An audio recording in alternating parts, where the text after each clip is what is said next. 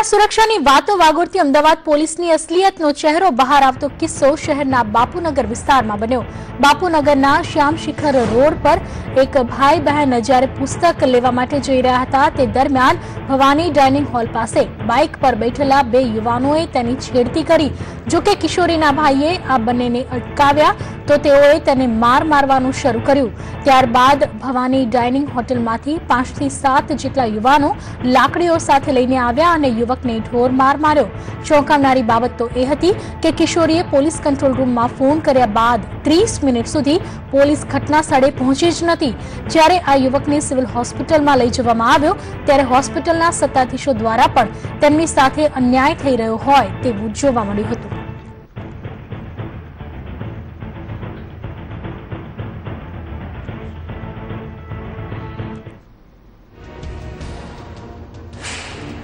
આ સમગ્ર મુદ્દે સંદેશ ન્યૂઝ પણ કેટલાક સવાલ ઉઠાવી રહ્યો છે। કેમ પોલીસ યોગ્ય કાર્યવાહી નથી કરતી જ્યારે આ પ્રકારની ઘટનાઓ સામે આવતી હોય છે? ત્યારે શું પોલીસનો ડર નથી રહ્યો આવા ગુંડા તત્વોને? તે પણ એક સવાલ ઊભો થાય છે। છેડતી કરનાર ગુંડા તત્વો શકંજામાં ક્યારે આવશે?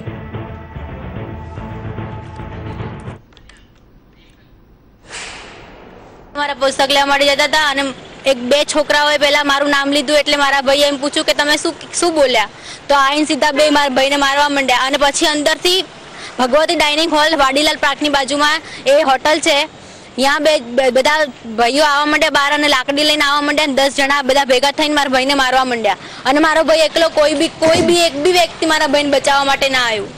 મારા ઉપર એને લોકોએ હાથ ચાલાકી કરી છે અને બધા પબ્લિક જોઈ રહ્યા હતા તો બી કોઈ મારી મદદ કરવા ના આવ્યું।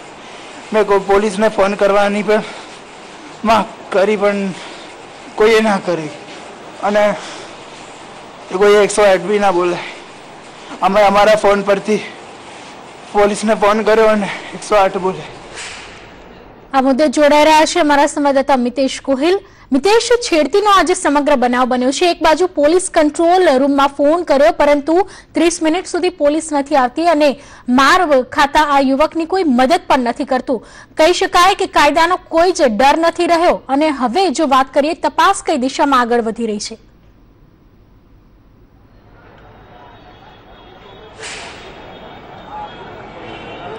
પૃથ્વી, જે રીતના સમગ્ર મામલો સામે આવ્યો છે કે અમદાવાદ શહેર મહાનગરની અંદર મહા મુશ્કેલીનો સામનો કરતો મહિલાઓનો પ્રશ્ન જોવા મળ્યો છે।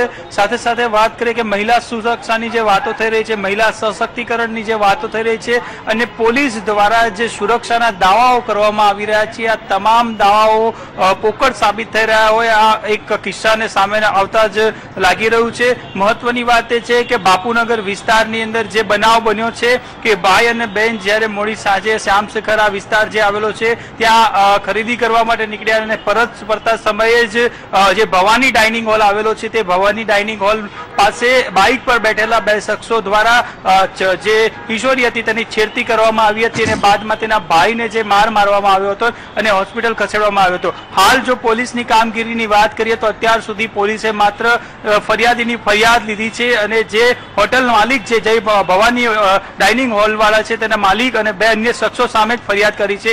જ્યારે જે ભોગ બનનાર જે કિશોરી છે તેનું કહેવું છે કે 8 જેટલા શખ્સો દ્વારા તેના ભાઈને મારવામાં આવ્યો છે। સ્થાનિક જનતા જે છે, શ્યામ શિખર આસપાસ રહેતી જનતા છે, અનેક યુવાનો છે, તેમના પણ આ બાબતને લઈને ચિંતા જોવા મળી રહી છે કે પોતાના પરિવારમાંથી જતી બહેન દીકરી કે જેના માટે સુરક્ષા માટે અનેક સવાલો છે। પોલીસની કામગીરી સામે અનેક સવાલો ઉભા થઈ રહ્યા છે।